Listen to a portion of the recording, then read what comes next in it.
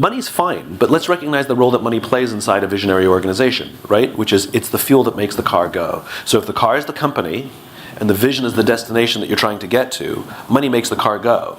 If you don't have money, the car doesn't go, no vision is accomplished. So money is an essential component, but it's not the reason to own a car.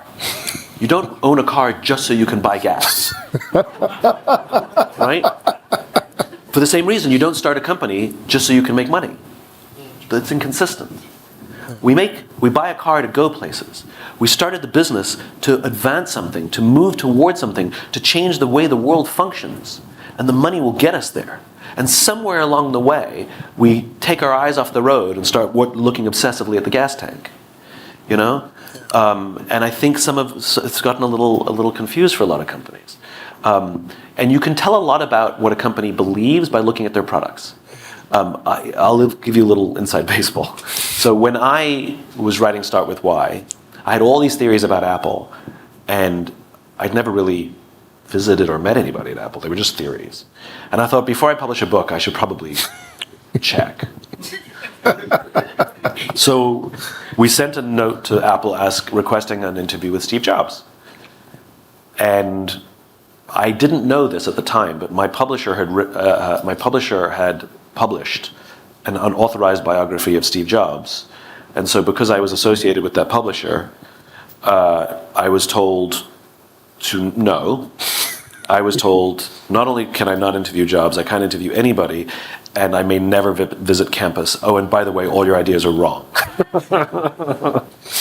So I had no inside access. Yeah. The only thing that I had was the way that Apple talked about itself.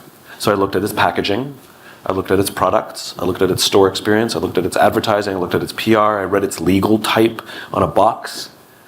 I just looked at everything that was public. And you can see a very clear pattern of who they are, who they were, and what they stood for.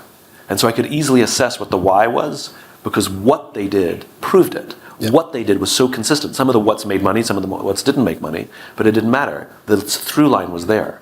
And so I was able to accurately say, this is what Apple stands for, stood for. The why is a filter. So Disney, for example, went off the rails when at the later half of Michael Eisner's tenure, because he became obsessed with world domination. When Bob Iger and Tom Staggs took over, they sat down with the portfolio and they divested of things that didn't make sense. So they got rid of the production company that made Pulp Fiction. They got rid of the music company that had bands in it called World War III. That was named as one of the bands that did death metal. Not very Disney. And they were profitable, but they didn't prove the Disney ethos. So they just divested of them. Disney has never and will never go into casinos. Like, think about that. A Star Wars and Marvel casino in the Vegas Strip. Best casino ever. Good. It'll never happen. Because it doesn't fit the ethos. Yeah. You'd scratch your head and say, that doesn't make sense. Right. And so they're very disciplined about doing things. They don't just chase profit. First they say, should we be in this business? Now, how are we going to make a profit doing it? But there's a filter first. And I think what happens for a lot of companies, they chase the money before they run the filter. Yeah. So using your why is that filter.